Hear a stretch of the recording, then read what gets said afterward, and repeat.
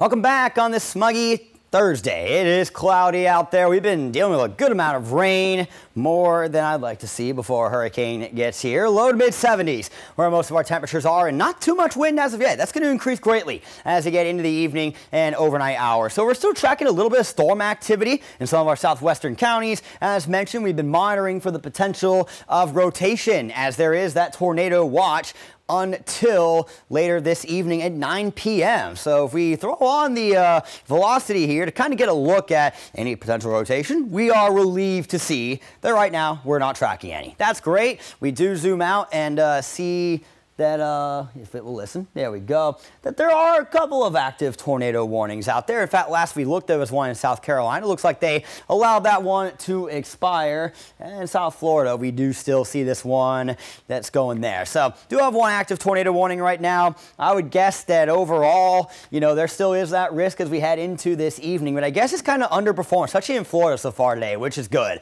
Now, as for the rain that we have gotten, yes, not future rain. These are the past 24 hours. We've got almost 7 inches in Wrightsville. We've got about 6 in Dublin, 6.5 over in Butler, about 4 in Macon, close to 5 in Abbeville, as well as in Eastman. It has been a soppy last 24 hours, and that's not good because the hurricane comes in and brings in powerful wind. You see the vast majority of the region under a hurricane warning. The northeastern counties, that's a tropical storm warning. It'll be a high-end tropical storm. The problem is that trees in wet soil do not stand up as well as trees in dry soil. So with the wind coming in later tonight, there's going to be outages. There's going to be trees that get blown over because of the sopping wet soil. Here is the hurricane as mentioned. Eye wall on the east side is where the strongest winds are. Expected landfall in this Big Bend. And where's it going to go from there? Well, here is your latest track. I absolutely hate the fact there's a level 2, supposedly could be sustained winds pushing 105 miles per hour as that approaches Crisp and Dooley counties. That is horrible. Please be able to find shelter tonight, be able to get warnings, all right? As this comes in, that tornado risk is going to drop, but this is going to be immense in terms of just sustained lashing winds. Gusts over 100 miles an hour will be fair game. What I'm hoping is that this thing ends up going a little bit further east so that the eye doesn't go through the metro area, all right?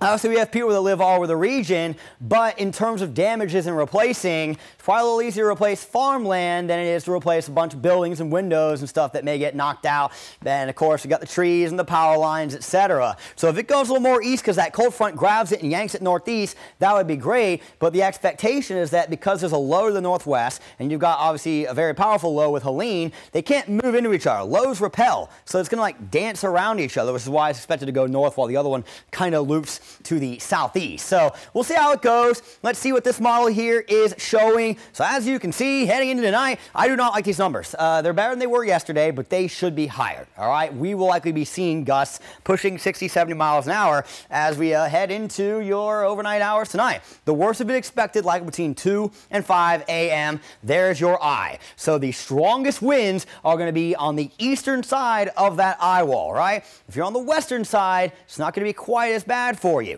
So the recent trends have been taking this eye a little bit further east. All right. Now, one thing also to take note of, the wind is going to firmly be out of the east until the eye comes in. Once it does, it's going to very quickly shift to the west. That sudden shift in wind most certainly is going to knock a few trees over. Even if the wind on the backside may not be as strong, you do still see gusts. 96. That is insane. So we have a lot of strong wind coming our way. At least Friday is looking good. Gusts will be pushing up to 40 miles per hour. So it is still going to be windy tomorrow, but it won't be hurricane force. Your extended forecast coming up in 10 seconds. Your 4-to-1 NBC AccuWeather 7-day forecast brought to you by Volume Chevrolet. Do you think we'll get a little more sun than what this is showing here tomorrow? This is not my 7-day. I haven't had time to put one together, folks. It's been very, very busy. National Weather Service giving you one here, but it should be pretty good after this comes through. Cooler, seasonal, and less humid.